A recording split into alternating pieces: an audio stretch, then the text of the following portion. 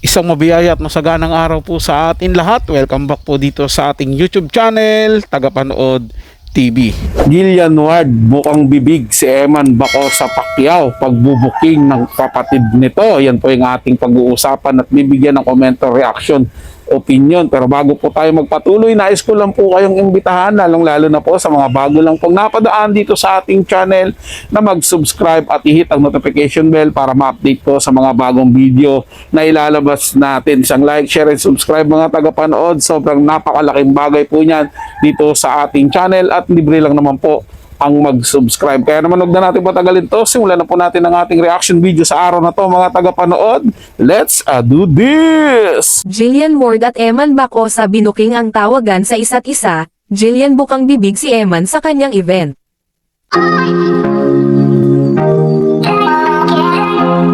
Mapapansin ang isang video kung saan ay laging nakasunod itong kapatid ni Eman Baco sa Pacquiao sa kanila ni Jillian Ward, at talaga namang alam na alam nito ang tawagan sa dalawa, kung saan ay binanggit ng bata ang babe, at sabay turo ito kay Jillian Ward na parang tuwang-tuwa pa ito. Mukhang tinawag ni Jillian na babe itong si Eman, kung kaya ay itinuro ng kapatid ni Eman si Jillian.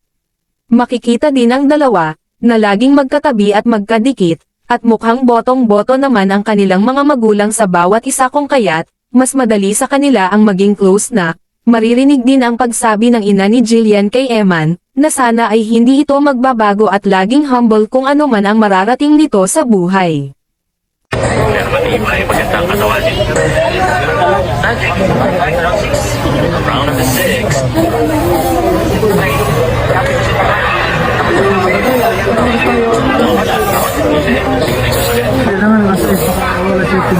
Eman, kumpiyansa. Huwag kang magbabago na. Dapat ang balik ng palambot. Thank you. See you po. Thank you. Good night. So nice po. Ingat po. Baka ba matulog? Samantala, sa mga event naman ni Jillian Ward ay naging bukang bibig naman nito ang pangalan ni Eman Baco sa Pacquiao, kung saan ay talagang kinikilig ang mga fans ng dalawa. Meron bang cute dyan na pwede umakyat sa stage?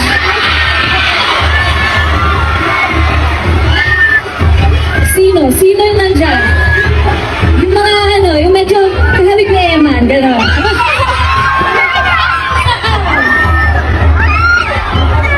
Sila daw? Wait! Mamimili muna tayo!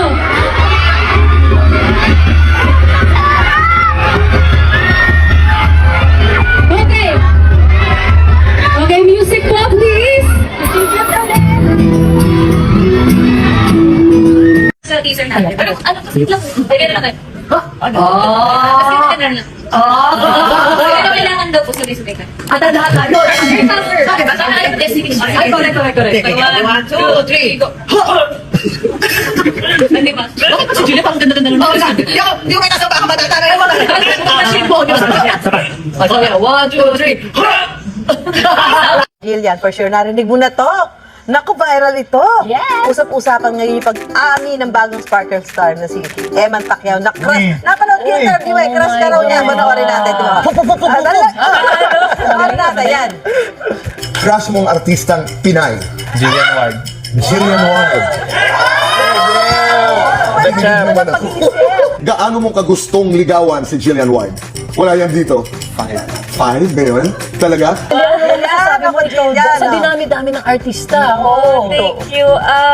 Ayun, syempre po, nakakatuwa. And sana nga mag-meet kami soon. Actually, nakikita ko po siya dun sa, sa Instagram ko kasi nagla-like siya. So, Ang galawan niya. Ikaw ba naman? Siyempre ikaw ba naman? Kung crush mo naman ba, di ba ba't naman hindi nga ipapalo mo? Wala namang masama. Like lang naman. Anyway, So, sana soon hindi po online lang. Kung baga, mag-meet ka. meron ka bang gusto pang message kay, Eman? Kinikilig to. Kinikilig ko rin sila. I hope to meet you soon. Dito and- ka, dapat dito kayo magkita ha? Sa unang Ay, minute.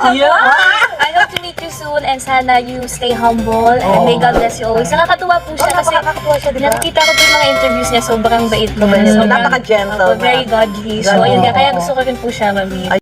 Sinama niya pala yung unang interview kay kay Jillian Ward. So, yung hindi pa sila nagkikita ni Eman Baco sa para medyo humaba lang din yung video niya. But anyway, mga tagapanood, bata talaga lagi ang bumubuking sa ano ng jowa eh. Maging hindi taga showbiz pagka may bata kayo laging kasama o kayo nililigawan mo isang girl tapos may kapatid yon o ikaw boy may kapatid ka tapos yung girl pumunta sa bahay niyo sinama mo may kapatid ka.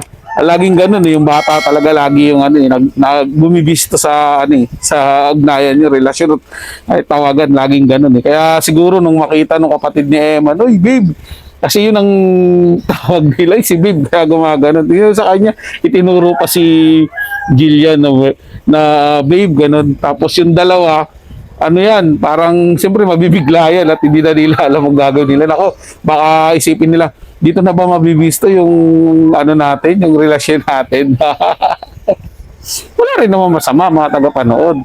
Di ba? Pare silang binata, pare silang dalaga, pare silang sabihin na nating pwede na kasi medyo may na rin, nasa tamang edad na rin at bagay talaga sila mga tagapanood. Yun po yung talagang nakikita ko talaga lagi ko sinasabi kahit nung first time na nag-upload ako ng reaction video patungkol kina Eman Bacosa at kay Jillian Ward. Lagi ko talaga sinasabi na sobrang bagay po talaga silang dalawa. Parang naalala ko po dati si sa kanila si Richard Gomez at saka si Don Selweta. Parang ganun po yan tagapanood. Kasi siyempre Tisay tapos Moreno, diba? Tall, dark and handsome nga diba? Tapos si Mistisa. Pwede rin pala Bakit hindi nga pala? Seryo. At si Marimar. Ayan. Yun mo maganda, no? I-remake ng GMA tapos silang dalawa yung magla-love team. Bagay nun, no?